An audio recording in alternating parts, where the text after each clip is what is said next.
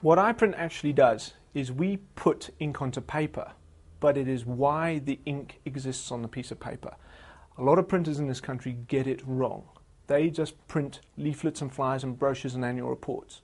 But why do you print that? Why do you print a business card, and what is it used for? And Iprint has essentially captured that, worked out what it is, and been able to translate it to our customers and educated them as it can be used as any kind of medium, from education to marketing to inspirational to emotional things such as birthday cards, little books of children's holidays and things like that. So that's what we basically do. We put ink onto paper with a purpose. When Iprint began, we started in a very competitive environment of 22 printers within Midrand, where we began.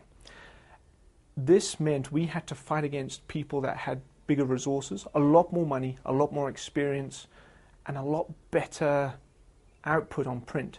We thought we were fighting against the big guys. We were fortunate enough to be nominated by one of the clients that came to us for advice on a corporate identity logo. At that point, we hadn't actually printed anything for him, but he was so ecstatic just from the advice put in, he put us forward for Small Business of the Year, Radio 702.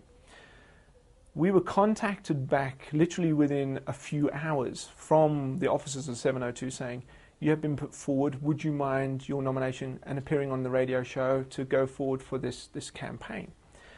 And of course we excitedly did it, and being a small business we weren't exposed to PR.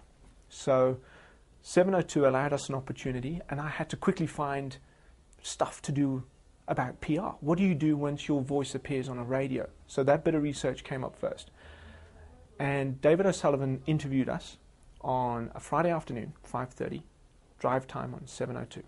I thought the morning would have been better, but the afternoon was, it's dead time. I've driven around, and at 4:30 nobody wants to listen. You forget work. You don't want to hang around. So came up, interview happened. David made me feel totally at ease. Never done it before, even though my palms were sweaty and I was really, really nervous.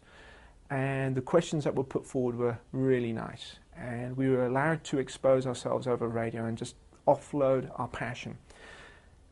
From that, it was about 6 minutes long. And when he put down the phone, after I had given the phone number, the immediate response was phenomenal. My business partner took up the phone. He started answering phone calls, and we were waiting for this. And then I was answering phone calls, and everybody going, oh, you sounded fantastic on the radio. Then the phones kept ringing. So the press operator was answering phones, and even the guy who was our delivery driver was answering phones. The passion that came through from those guys demonstrated who we were and what we were about. And even the interaction that these guys had with our clients and prospects over the phone was fantastic. It was just a nice occasion. We thought, okay, we took down numbers. I made appointments and set them up for the Monday. Then it just kept going. On the Monday, more calls came in, and it just kept coming and coming and coming. And at that point, I had not actually done any sales right up until there. So the phone calls coming in could have only come from the radio show. And a lot of people would say, we heard you on the radio, which is a great thing. We heard it on the radio. So it was a definite factor. It wasn't like, oh, we found you on the website, or I've read your article, or I've read you in the newspaper, or whatever. It was, we heard your interview on the radio. We want to know more. When can you see us? You hold back on any exposure, and you're just trying to cut off your own lifeline.